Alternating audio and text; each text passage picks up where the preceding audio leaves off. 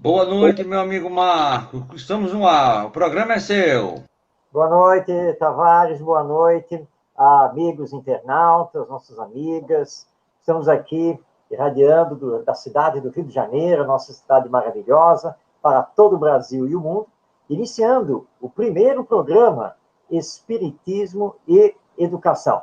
Então, eu, Marcos Demário e Ronaldo Gomes, damos um abraço e um beijo em todos os corações e já queremos dizer que este é um programa interativo, onde você pode participar enviando sua mensagem, sua pergunta sobre os mais diversos temas ligados à área da educação, e você pode fazer isso através do Facebook e também do YouTube, nessa nossa transmissão ao vivo. Então, eu dou um grande abraço a todos e peço ao nosso Ronaldo também para fazer a sua saudação. Nosso boa noite, o nosso carinho. É um prazer enorme estar aqui com o Marcos Demário e todos vocês que possam fazer as perguntas e, dentro do possível, as perguntas fáceis eu respondo e as difíceis ficam mais para o Marcos Demário. Mas a nossa gratidão pelo carinho e, com certeza, estaremos juntos às segundas-feiras, sempre aqui, no Espiritismo e Educação. Educação e Espiritismo. Então, toda segunda-feira, a partir de 8h30 da noite, uma horinha com vocês para tratarmos desse tema tão profundo e importante que é a educação na visão espírita. E nós separamos aqui um pequeno texto do Pedro de Camargo, ou Vinícius, como ele era conhecido, texto esse que, na íntegra, ele compõe o capítulo 10 do livro O Mestre na Educação, que é uma publicação da Federação Espírita Brasileira. Então, para vocês, pequeno trecho desse capítulo, dessa obra fantástica, que todos, inclusive, devem conhecer. O texto é longo, e por isso nós vamos destacar apenas um trecho dele, que vai simbolizar o nosso pensamento em relação à educação na visão espírita, que é o tema de hoje. Ou seja, hoje nós vamos discutir o que é o espiritismo, vamos também conversar sobre o que é educação e a influência do espiritismo na educação. Aliás, já fica uma pergunta a você que está nos acompanhando. Será que educação é apenas transmitir conteúdos curriculares na escola? O que o espiritismo tem a dizer sobre isso? Mas deixa eu passar aqui a palavra rapidinho ao Pedro de Camargo, quando ele diz o seguinte, então, abrindo aspas, a educação real organiza sociedades dignas, onde a ciência, a filosofia, a moral e as artes vicejam francamente sob a atmosfera favorável, onde há campo vasto para todas as atividades do espírito e onde todas as aspirações elevadas da alma encontram possibilidades de realização.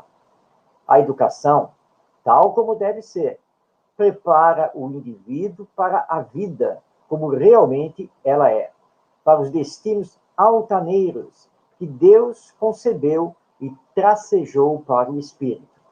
A missão do espiritismo é educar para salvar, restaurando o cristianismo de Jesus, desse Jesus que foi mestre, teve discípulos e proclamou a liberdade do homem mediante a educação racional do espírito.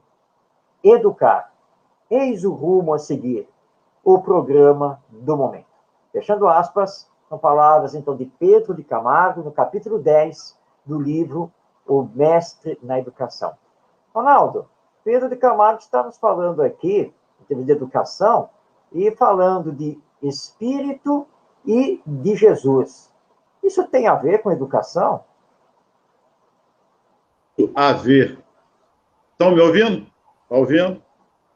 Tudo a ver.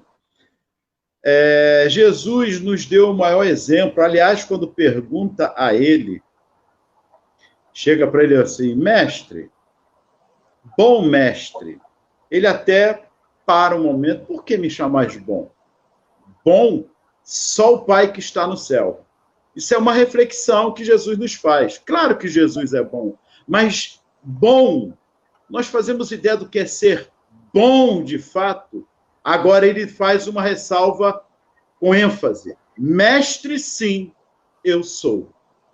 Ele é o mestre dos mestres, nos trazendo de fato, através do exemplo de toda a sua vida, enquanto esteve conosco, o exemplo da verdadeira educação, do saber falar, saber ouvir, o momento de chegar com os seus 12 discípulos difíceis, educá-los para que doravante viesse trabalhar na missão que lhes foi confiada. Percebe? 12 homens, brutos, difíceis, não é fácil. Jesus pegou esses 12 homens, Marcos, e fez um trabalho belíssimo, sem contar a multidão. Em todo o momento da vida de Jesus, foi principado justamente pelo ouvir, o escutar e o falar. Pautou toda a sua vida como mestre na educação de almas. E isso, há mais de 2000 anos, continua e perdura até os dias de hoje. É verdade, Ronaldo. Embora nós saibamos que no meio educacional propriamente dito, né, ou seja, as escolas, com os nossos professores, pedagogos e assim por diante, o tema Jesus é um tema quase que proibido, porque é uma ligação direta de Jesus com as religiões, né, as religiões cristãs, e isso não teria nada a ver, em princípio, com a educação, mas a verdade é que vários historiadores e pedagogos famosos têm livros abordando Jesus como um grande educador da humanidade. Bem lembrado. Não é? E como você muito bem colocou, ele só aceitou o título de mestre. Eu escrevi um livro sobre Jesus, né? Jesus, o maior educador da humanidade, em que eu observo, faço todo um estudo sobre a didática do mestre, a sua metodologia. Ele sabia fazer pensar, o uso que ele fazia das parábolas, né? Que ele foi um magistral contador de histórias muito profundas. E eles também sempre revelou, em várias passagens, que, na verdade, nós somos almas, nós somos espíritos. E aí é interessante porque, de vez em quando, já na época com Allan Kardec, já se fazia uma acusação contra o espiritismo, e o espiritismo não veio trazer novidade nenhuma, porque essa questão da educação moral, Jesus, há 2000 anos, já tinha deixado isso muito claro. A imortalidade da alma, o espiritismo não inventou, isso está lá desde as antigas tradições religiosas, mesmo a reencarnação, até porque Jesus também falou da reencarnação. Então, para situar os nossos ouvintes, e eu já estou vendo aqui, né, que nós já temos internautas enviando mensagens. Aliás, eu vou pedir a todos que estão enviando mensagens, por favor, não esqueçam de colocar a sua cidade e estado, para nós sabermos, né, com quem nós estamos aí conversando, como a Ana Karina, que aí se identificou, que é daqui da cidade do Rio de Janeiro. A Wanda não se identificou, mas eu acho, né, Ronaldo, que nós... É ela mesmo. Conhecida. Conhecida Rio nossa. De Janeiro. Do Rio de Janeiro, é isso mesmo. Então, o Espiritismo, vamos fazer aqui... Marcos, me permite uma observação, porque Jesus já nos ensinou o tempo todo da sua vida a verdadeira didática. Ele usava o tempo todo de didática. Verdade. Olha que lindo as histórias, as parábolas, sem ferir suscetibilidade de ninguém. Como mestre, ele usava o método da coletividade para atingir na individualidade de cada um. Isso é lindo. E como professor, como educador, é o que nós deveríamos e devemos fazer na família e na escola.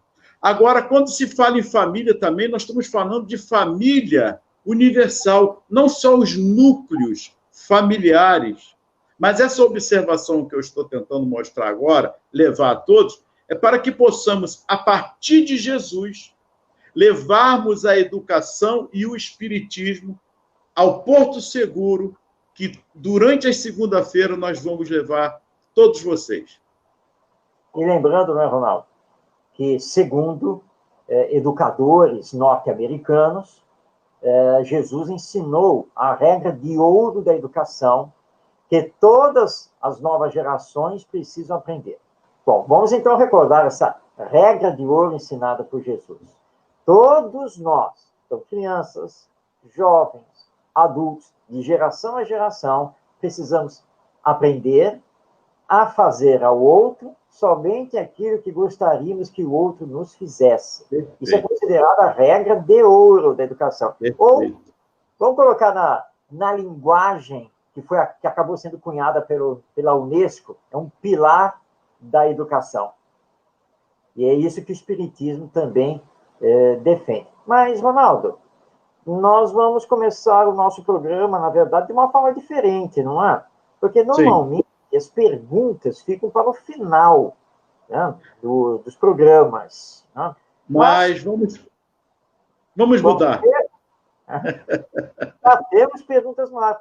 Porque os nossos internautas, através principalmente do Facebook e do WhatsApp, andaram já enviando com antecedência algumas perguntas. Né? Então, está aí na nossa tela, você pode participar, não apenas pelo Facebook, pelo YouTube, mas pode enviar também aí pelo WhatsApp, você está vendo aí, o DDD 84 988 17 5598 ou 99431 8005. Mas como nós já temos perguntas que foram enviadas com antecedência, vamos à primeira. Ela veio da Rosilane, que é de São Paulo, capital, a minha terra natal. E a Rosilane está perguntando aqui, a autoeducação é a essência da educação em família? Ou seja, dos pais para os filhos? Então, vamos começar, Ronaldo? A autoeducação é importante mesmo para os pais educarem os filhos? Perfeito. Eu havia separado uma pergunta aqui, que vem do Livro dos Espíritos, em que os Espíritos deixam claro o seguinte, uma pergunta interessante. Olha como as coisas vêm a calhar. A inteligência, questão 23. A inteligência é uma faculdade própria de cada ser e constitui a sua individualidade moral. Individualidade moral. Portanto, a educação, a autoeducação, como nós chamamos no movimento espírita, a reforma íntima. A reforma íntima, a autoeducação. E, com certeza, se principia em nós, e aí a regra áurea, olha a regra, olha, voltamos à regra, faça ao próximo o que queres que o próximo te faça. Amar ao próximo como a si mesmo. É a autoeducação. A empatia, palavra tão esquecida, mas que essa prática nós devemos estar atento. A empatia é uma maneira de levarmos à autoeducação. E, com certeza, a família é onde se principia isso. Na escola, vai ser o segmento. Afinal de contas, nós, antes de irmos para a escola, antes de irmos para o mundo, para a vida em si, nós estamos em nossa família, em todos os conceitos e preconceitos sendo ali alicerçados. Que educação, de fato, eu estou levando para os meus filhos, para os meus netos, ou que eu realmente aprendi com os meus pais, os meus avós, os tios? Que segmento, de fato, eu, particularmente, venho me transformando aos poucos, gradativamente, paulatinamente, nessa questão da moral. Quando se fala em moral, é bom que se deixe claro que a moral é a regra de bem proceder uns para com os outros. Não é santidade, não se trata de santidade. Se trata da nossa transformação, da nossa autoeducação. E, com certeza, na família é o princípio desse processo que todos nós devemos, não é deveríamos, devemos, de fato, estarmos atentos, cada vez mais. Eu costumo, sabe, Ronaldo, dar um exemplo prático a esse respeito da importância da autoeducação que os pais têm que fazer. Primeiro, lembrando que, para os filhos, os pais precisam ser verdadeiros heróis, precisam ser exemplo. Né? E aí nós temos aquela cena doméstica, que é muito comum, em que você está lá com os filhos, um casal lá de filhos, 3 filhos, enfim, que se pegam por alguma coisa, começam lá a brigar, e um deles solta lá uns palavrões. E aí você, pai ou mãe, vai lá apartar e conversar com eles, e você diz assim, olha, quero dizer a vocês o seguinte, não admito aqui dentro de casa que se usem palavrões e se usem palavras feias. Aqui nós já temos uma questão a discutir. Porque olha a fala desse pai ou dessa mãe. Não admito aqui dentro de casa. Isso é uma ressalva. Será que lá fora, então, pode-se usar as palavras feias? Aí você, então, dá aquele sermão, aquela aula para os seus filhos e encerra magistralmente. Entenderam o que eu falei com vocês, seus isso e seus aquilo? Eu acho que todo mundo percebeu com esse exemplo, né? A importância da autoeducação. Como que você vai exigir dos seus filhos que eles tenham um determinado comportamento se o seu comportamento é totalmente contrário ao que você está solicitando a eles? Então, a autoeducação, respondendo aqui, então, a pergunta da nossa companheira, realmente é da máxima importância. Eu só posso educar se eu primeiro me educar, se eu conseguir ser exemplo daquilo que eu estou, então, solicitando que o outro também desenvolva. Quer completar mais alguma coisa, Ronaldo? Sim, lembrando, porque mesmo que eu tenha feito esse ato, reconhecer como exemplo para o meu filho naquele momento que eu errei. Reconhecer o erro.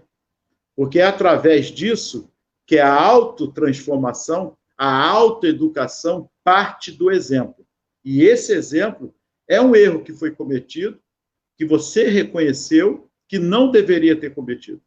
E isso, a criança, o jovem, como nós mesmos, puxa, realmente, meu pai está mudando. Ele falava 100 palavrões, já fala 80. Como é que você sabe? Eu ando contando, eu conto. Mas meu pai está na transformação. Ele não é hipócrita, não. Ele está no processo de transformação. E eu o respeito por isso. Que ele vem e reconhece o próprio erro. Porque, Marcos, é muito fácil achar que está se enganando. E ninguém, nenhum de nós, por mais que queira, a verdade chega no momento certo e aí você é pego de surpresa. Então, errou. Reconheça o erro, de fato, que você fez. É o exemplo da sua autoeducação. Muito bem. Vamos a uma próxima pergunta, então? Vamos lá, então. Essa está vindo de Recife, Pernambuco, nosso Maurício. Vamos estar aqui perguntando. É verdade que o Espiritismo defende a tese da existência das ideias inatas e das tendências de caráter trazidas pela criança de outras vidas? Maurício, eu vou iniciar a resposta e, na sequência, o Ronaldo vai complementar. Sim, é verdade. O Espiritismo defende a existência das ideias inatas e das tendências de caráter. E nós temos exemplos que poderíamos trazer aqui das chamadas crianças de altas habilidades, que antigamente eram chamadas de crianças superdotadas.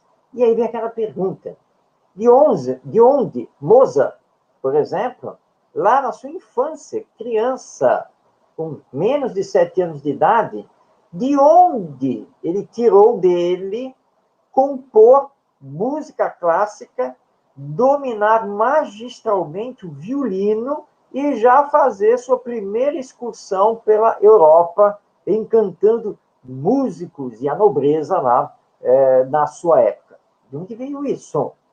Ou aquela criança, e nós temos um jovem indiano, atualmente, que é formado já em medicina, e que desde cedo ele vinha dizendo que ele nasceu para ajudar os cientistas a encontrar a cura para o câncer. De onde ele trouxe isso? Então, nós temos ideias inatas, que é o domínio, né, de alguma coisa, e temos tendências de caráter, onde a criança já revela bondade ou maldade. E, aliás, Allan Kardec diz que, diante disso, nós temos que ficar atentos a essas tendências de caráter, porque aquilo que precisa ser corrigido deve ser corrigido. Esse é o papel da educação. Aquilo que já é bom precisa ser potencializado. Esse é o grande trabalho que nós precisamos fazer no lar, ou seja, que pais, avós, tios, precisam fazer com seus filhos, netos, sobrinhos, e que também os professores, dando continuidade a isso, precisam fazer na escola, observando, percebendo, conversando e levando a educação para a área prática, para não abafar as tendências, quando são boas da criança, suas ideias inatas, e cuidado, tanto para pais quanto para professores. Se os nossos filhos, nossos alunos estão mostrando determinados pendores, querem ser determinada coisa na vida, precisamos tomar muito cuidado para não abafar simplesmente isso. Ah, não, olha só, na família não tem nenhum médico, então você vai ser médico. Muito cuidado com isso, nós temos frustrações depois na idade adulta por causa disso. Então, sim, o Espiritismo leva em conta a existência das ideias inatas e das tendências de caráter. Estou certo, Ronaldo? É que há uma confusão com as ideias inatas do aspecto cultural que nós trazemos, ou empírico, como queiram chamar também, que é da família, que vai seguindo de geração a geração. Mas aí é que vem a diferença, quando certas aptidões não têm nada a ver justamente com que esta criança, ou este jovem, ou nós mesmos, em nossa idade, temos aquelas ideias como que por intuição. E aí, como eu tenho essa aptidão, é uma coisa incrível. E eu me lembrei de Pestalozzi para que possamos observar o que é de fato a ideias inatas. Se formos aprofundar, tem no Livro dos Espíritos, enfim. Mas olha só o que Pestalozzi nos traz. Tens tudo dentro de ti próprio. No mais íntimo do teu ser residem as faculdades que Deus te deu para que te sirvas sempre delas. Eu vou repetir. Tens tudo dentro de ti próprio. No mais íntimo do teu ser residem as faculdades que Deus te deu para que te sirvas sempre delas. Então, olha que Pestalozzi, nós estamos lá em 1700 e alguma coisa, se eu estiver errado. E ele já falava dessas ideias inatas, as nossas aptidões, que difere do que nós trazemos da família, do aspecto cultural e etc. Com certeza, Marcos, existe, e na família nós observamos isso, e hoje, então, se você pegar o Face, a mídia, você vê crianças com aptidões que, para ter só o tempo, para tocar um piano, só o tempo, enfim, e N outros, na ciência, na arte, nós já começamos a ver isso, como já víamos isso em todas as épocas da humanidade. Ou seja, à luz da doutrina espírita, nós só conseguimos explicar essas altas habilidades, essas tendências do caráter que revela ali, já bebê, já começa a revelar, com a imortalidade da alma e a reencarnação, quando o espírito já está trazendo essas suas tendências de caráter e as ideias inatas. Na Revista Espírita, de outubro de 1866, Allan Kardec trata de um caso assim, bem diferente. Ele recebeu as notícias e escreveu sobre isso, de uma criança com 4 anos de idade, e que desde, basicamente, os 2 anos, tinha a tendência incendiária. Ela queria tocar fogo em tudo. E com 4 anos, já havia tentado matar os pais, através do fogo, várias vezes. E aí fica aquela pergunta: os pais são pessoas trabalhadoras, ela do lar, são honestos, são bons? De onde vem essa tendência desse espírito? Então, só com a imortalidade e a reencarnação, realmente, para dar uma explicação, e é porque nós não levamos isso em conta que temos muitos problemas na educação. Reconhecer que essa criança, que na verdade é um espírito reencarnado, está trazendo isso do passado, mas não está aqui à toa. E aí nós temos que trabalhar com ela, né, com esse espírito, para que ele possa, o máximo possível, superar essa tendência de caráter, que, óbvio, né, não é uma tendência boa, né, por causa aí do seu passado. Então, sem dúvida, o Espiritismo trabalha com isso. Mas acho que tem mais pergunta. Não. Vamos ver se essa é fácil, Ronaldo, porque você disse que você vai responder só as fáceis. Né? Ela está vindo de Mossoró, no Rio Grande do Norte. Aliás, a web rádio Estação da Luz é transmitida de Natal, Rio Grande do Norte. É da Micaela.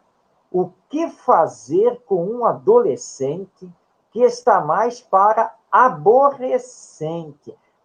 Olha, eu vou até cortar meu microfone, essa eu vou deixar para você, tá bom, Ronaldo? Você vai se virar com esses adolescentes. E aí?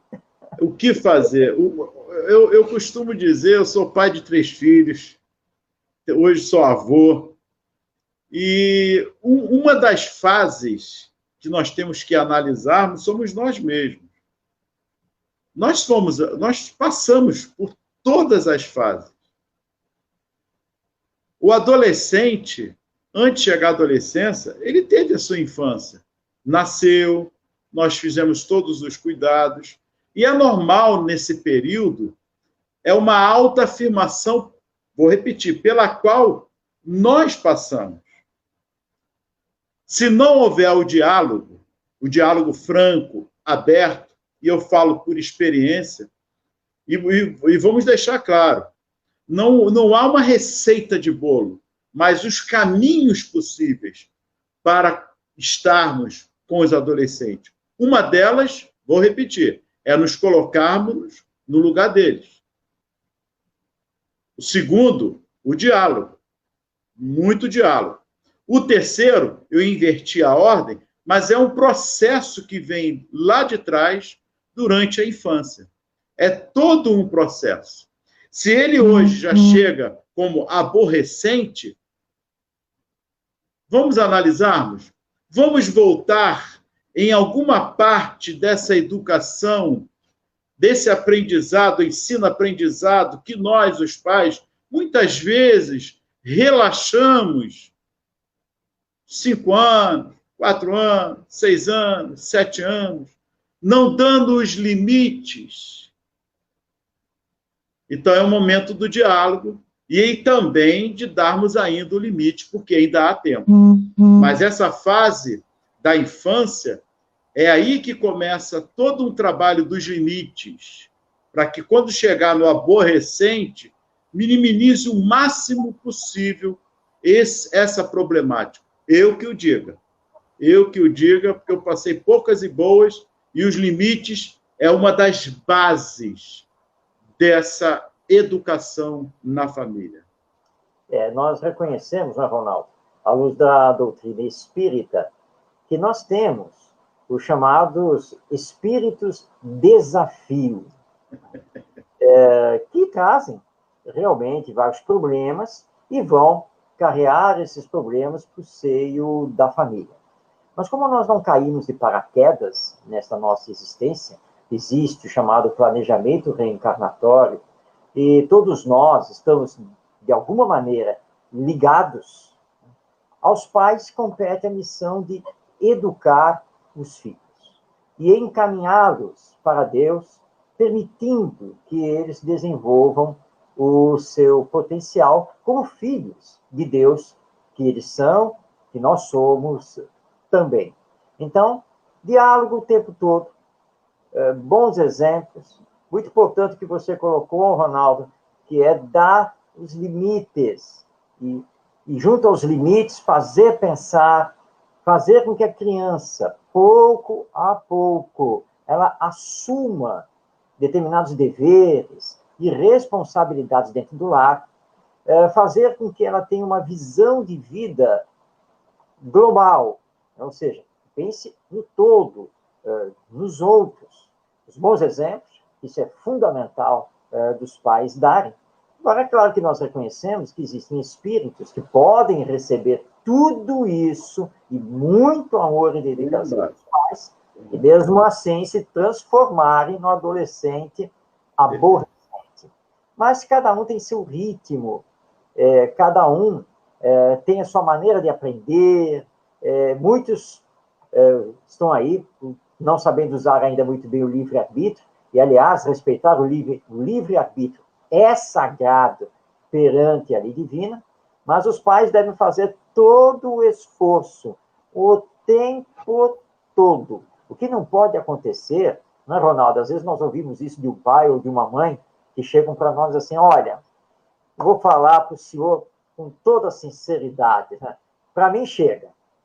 Já deu, já conversei aí com ela, ó, o que ele quiser fazer da vida, que faça, tá? Eu não vou mais me desgastar, pelo contrário, já estou com os meus cabelos brancos aqui, de tanto aborrecimento com ele, tá? Então, professor, tá bom, você quer tocar a sua vida do jeito que você quer? Então, toque a sua vida, tá? Mas, ó, lava as mãos, acabou, tá? Os pais não podem fazer isso, não devem fazer isso. Porque o amor e a educação têm que se conjugar pro resto da vida. Existem espíritos que são realmente são problemas, são desafio.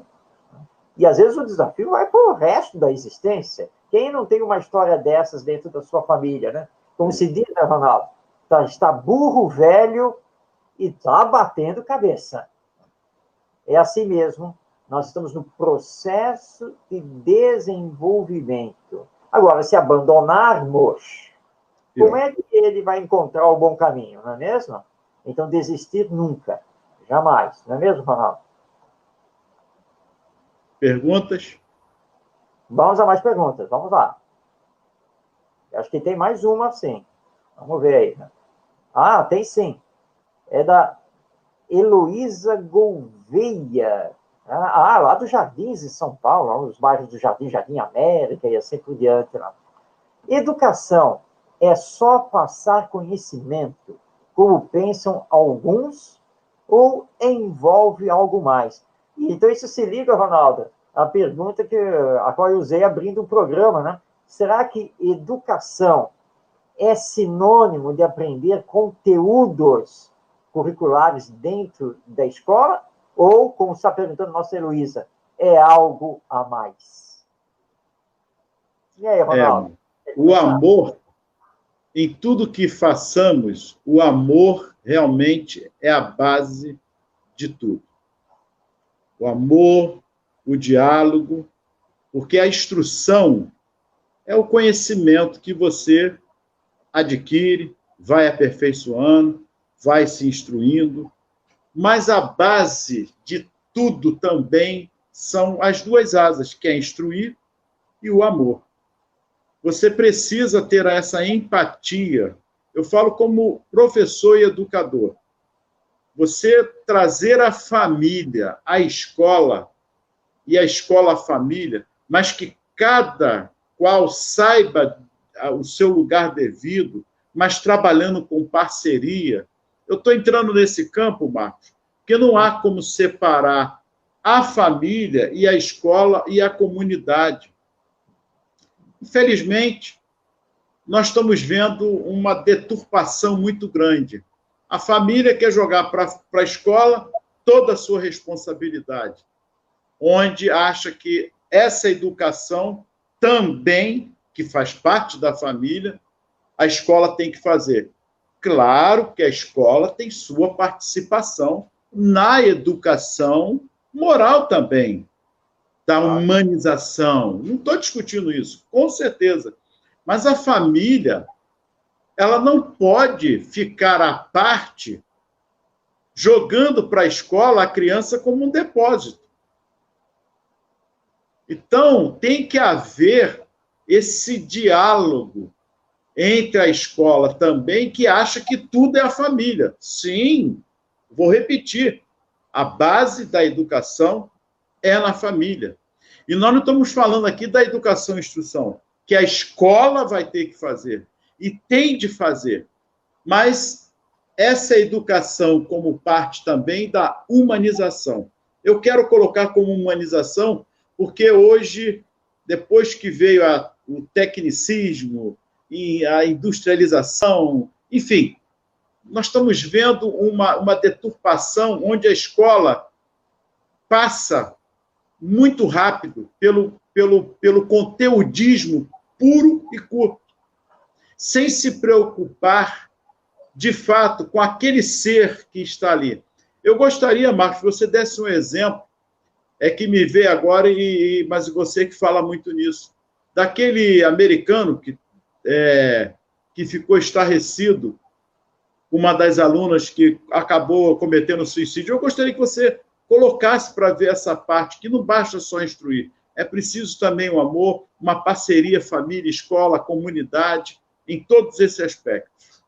Sem dúvida, Ronaldo. Nós temos que lembrar que tanto a família quanto a escola são pessoas, são seres humanos. Não são prédios físicos do lar, né, e lá da escola.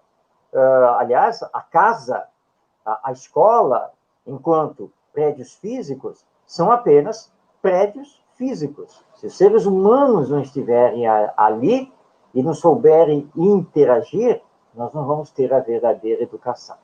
Você está aí recordando a história que aconteceu com o professor norte-americano, escritor, palestrante, Leo Buscaglia, que tinha descendência italiana.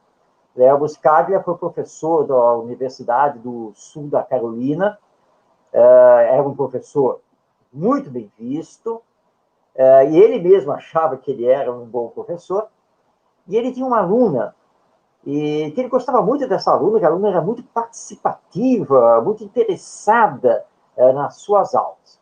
Até que passou lá uma semana e a aluna simplesmente faltou. Durante aquela semana toda. Entrou na segunda semana e nada da aluna apareceu. Então, o Leo Buscaglia foi até a secretaria lá da faculdade e foi lá perguntar, foi indagar, vou ver se descobriu alguma coisa. E a secretária olhou para ele e disse assim: professor, o senhor não está sabendo não o que aconteceu com ela? Eu falei: não, por isso que eu estou vindo aqui. Professor, ela se suicidou. Como é que é? Aquela minha aluna se suicidou? Professor, já faz uns dias tão assim. E aí ele se perguntou: mas como pode ser isso? Uma aluna tão dedicada, participativa, nunca percebi nada nela. E foi aí que o Leo Buscaglia encontrou o caminho. Pois é, eu sei passar matéria, tá? E me acho um bom professor, mas eu não sei sentir os seres humanos que estão comigo, esses jovens aqui na faculdade. Leo Buscaglia largou tudo, foi fazer outros estudos, viajou para a Índia, e lá ele vai conhecer o budismo, meditação, uma série de coisas. Ele volta 2 anos depois, conversa com o reitor e o conselho lá da universidade, e consegue, então, implantar lá na universidade, o curso Amor, que era um curso de extensão para discutir o que é o amor e a sua aplicação na vida. E aí o curso virou uma verdadeira sensação. Uma das aulas dele foi gravada, acabou indo para um programa jornalístico na TV, e o Léo Buscaglia acabou ficando famoso. Mas ele, nos seus discursos, nos seus livros, que ele escreveu diversos livros, o Léo Buscaglia, então, ele começou a ser chamado do professor do amor. E ele sempre dizia, a base da educação é o amor.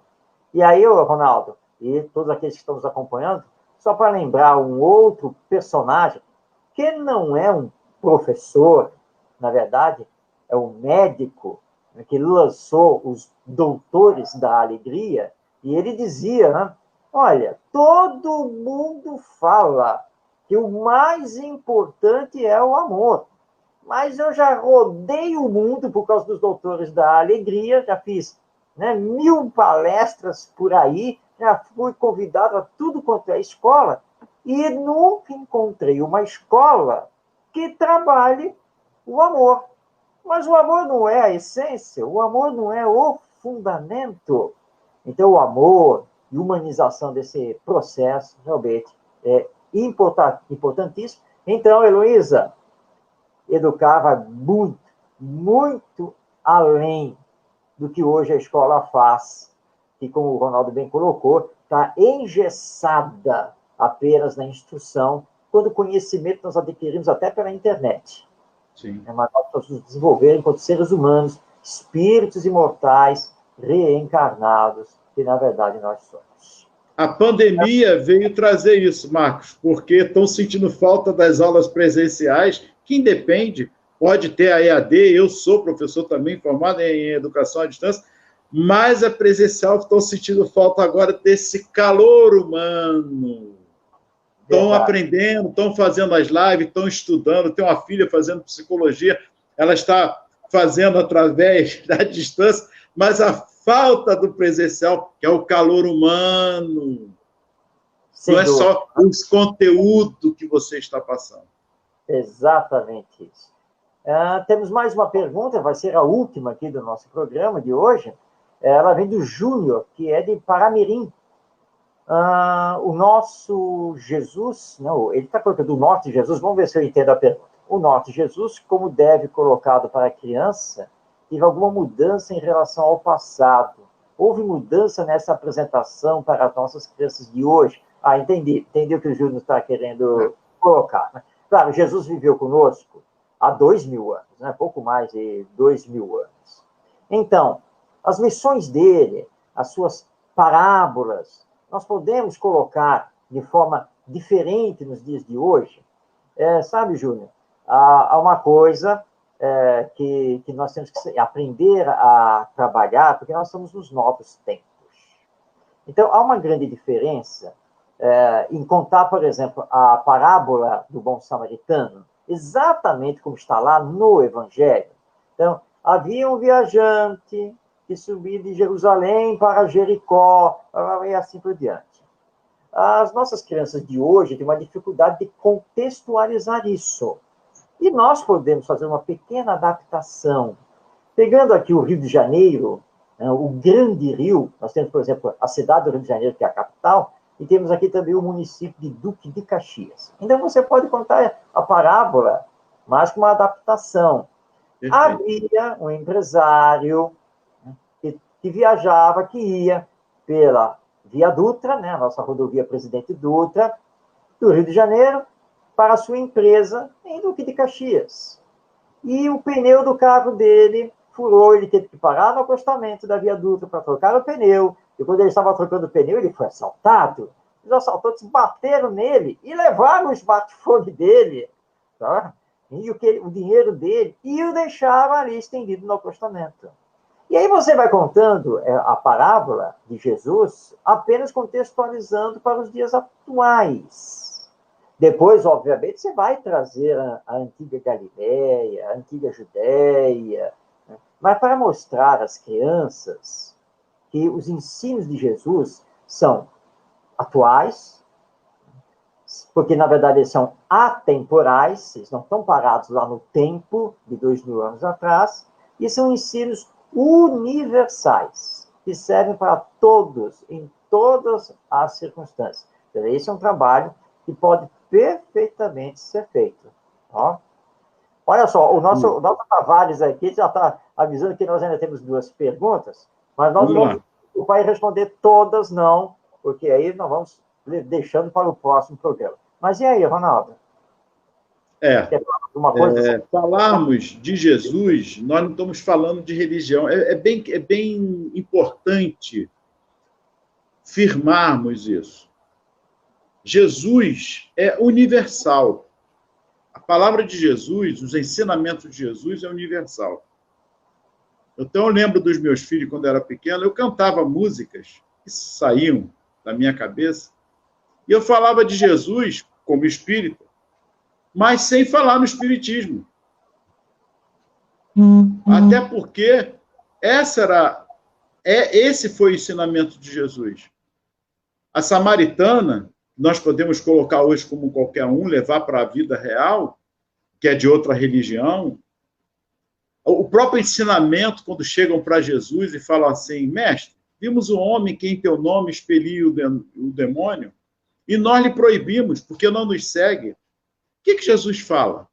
Não proibais, pois quem não é contra nós é por vós. Olha que beleza de ensinamento. Então, as religiões criada pelo homem, preconizada pelo homem, que leve ao bem a sua transformação, não importa a denominação, fala em nome de Jesus, legal, ótimo, sem nenhum problema. Nós vamos chegar nas segundas-feiras, e o Marcos me corrige, mas nós vamos levar, porque a ideia dessa live é justamente isso. O que é o espiritismo e a educação? Então, falarmos de Jesus da infância, fale da maneira que melhor lhe prouver. Use da didática que Jesus ensinou, sem ferir, levando a sua transformação, levando essa criança, esse jovem, a um pensar, a um refletir na máxima que Jesus deixou, como educador, como mestre. Amar a Deus sobre todas as coisas, a teu próximo como a si mesmo. Essa é a máxima. Se, no decorrer do tempo, nossos filhos seguirem outra religião, ótimo, parabéns, houve um princípio nele que seguiu. Nas evangelizações, quando nós fazemos, nós não preconizamos levar a criança, naquele momento, à doutrina espírita, muito ao contrário, levar o aspecto da sua transformação moral, os exemplos de Jesus, levar a espiritualidade, o processo da vida ou não se segue nos questionamentos das crianças, e não é fazermos lavagem cerebral. Portanto, Jesus é o nosso maior exemplo. Façamos de Jesus as suas parábolas como um ensinamento de vida. Vida que nos leve ao quê? À abundância das nossas transformações, da nossa reforma íntima. Pensemos nisso e, por certo, as crianças gostarão de ouvir as histórias bem colocadas por Marcos, fazendo uma adaptação das parábolas, que vai ser maravilhoso todo esse ensinamento. E lembrando, né, Ronaldo, que para o Espiritismo, Jesus é o guia e modelo da humanidade. É o nosso mestre, nosso governador espiritual, e a quem nós devemos fazer todos os esforços para segui-lo. Não é a este ou aquele, porque todos nós estamos aqui de passagem e ainda somos espíritos imperfeitos. É a ele que precisamos seguir. Portanto, o Espiritismo, enquanto doutrina cristã, que é, com base nos ensinos morais de Jesus, reforça que nós precisamos estar com o Mestre. Ele é o nosso grande exemplo. E o Espiritismo, quando surgiu lá na metade do século XIX, com o lançamento de O Livro dos Espíritos, Os espíritos superiores são muito claros na finalidade do espiritismo. O espiritismo surgiu para alavancar, para propiciar o maior desenvolvimento moral da humanidade. Esse desenvolvimento moral só vai acontecer, como você já acabou de colocar, Ronaldo, se fizermos a nossa transformação moral. E nós não vamos fazer a transformação moral sem autoconhecimento, sem autoeducação e sem seguir Jesus. E aí eu estou aqui recordando de um outro grande exemplo que nós temos, que é Paulo de Tarso, quando ele afirma, lá na epístola, na carta aos Gálatas, que já não era ele que vivia, mas era o Cristo que vivia nele, tal a interação que ele tinha conseguido com Jesus, porque ele tinha saído de Saulo, o judeu perseguidor dos cristãos, para o Paulo, o evangelizador. E você colocou uma coisa importantíssima na educação, e que o Espiritismo também trabalha o tempo todo, que é fazer pensar. Enquanto educadores que somos, nós não temos que dar tudo pronto, nem para os nossos filhos, nem para os nossos alunos. Mas temos que fazer com que eles reflitam, pensem, realizem as suas próprias descobertas. Trazendo novamente Pestalozzi aqui para o nosso programa, Pestalozzi dizia que a educação ela deve ser promovida através do coração, do cérebro e das mãos. Ou seja, o coração porque é o sentimento, o cérebro porque é o desenvolvimento da inteligência, e as mãos porque é a prática.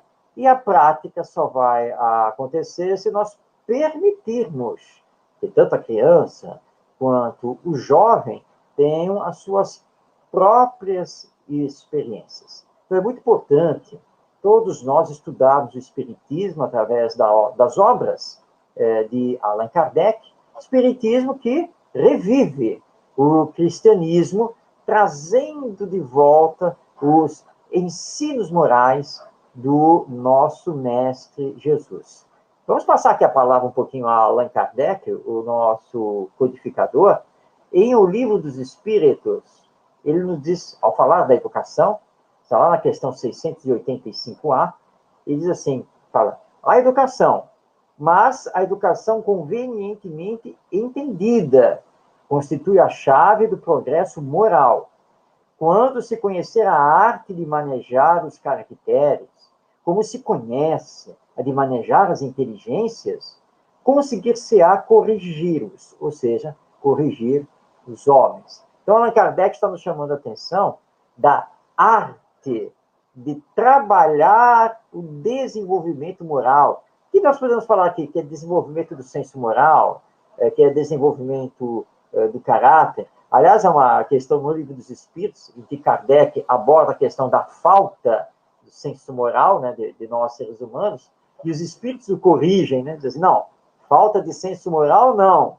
Diga antes, falta de desenvolvimento do senso moral. O que vai acontecer com a educação, conforme nós a aplicarmos. Eu sei, né, Ronaldo, que para muitos professores, muitos pedagogos, essa nossa conversa que está aqui, né, trilhando a questão da educação moral, pode parecer que nada tem a ver com a escola, né, que nada tem a ver com o planejamento pedagógico lá da escola. Mas, no próximo programa, porque hoje nós não teremos tempo para essa abordagem, né, Ronaldo?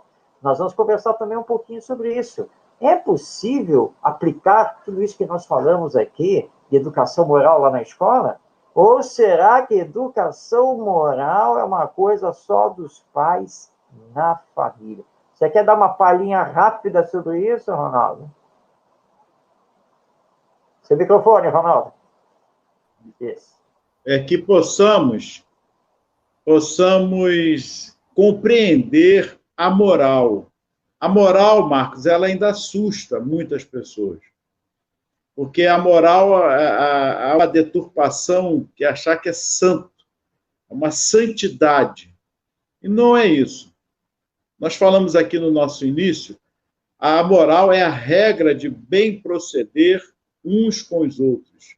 A ética, você tem que ter a ética e a moral caminhando juntos, e que nós estamos vivenciando isso o tempo todo. Então, não se trata de uma santidade. Eu e o Marcos não somos santos, nós temos nossas limitações, nossos erros, mas como diz lá no início do Evangelho, fé inabalável é aquela que encara a razão face a face, em todas as épocas da humanidade.